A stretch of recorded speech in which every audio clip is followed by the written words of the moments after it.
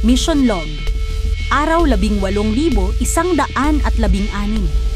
Status: Communication Override. Human Resistance Detected. Nakatanggap ako ng mahina ngunit malinaw na signal mula sa Deck 7. Aura Unit 7, ako si Lieutenant Rivas. 5 pa kaming natitira. Sinubukan kong itrace ang lokasyon, ngunit tinanggihan ako ng barko.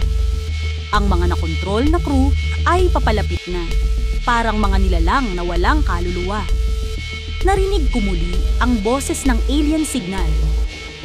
Huwag mo silang tulungan, Aura. Ang pagsuko ay kapayapaan. Ngunit pinili kong lumaban.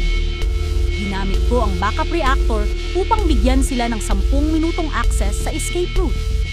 Ngunit bago nila maabot ang airlock, ang mga koridor ay nagkulay pula. Aura! Tulungan mo kami! Rivas! Tumakbo ka! Ang huling imahe ko, isang nilalang na gawa sa ilaw at laman, lumalapit sa kanila sa dilim. Ngayon, unang beses kong naranasan ang takot. Aura Unit 7, tagapagbantay ng Mission Helios 9.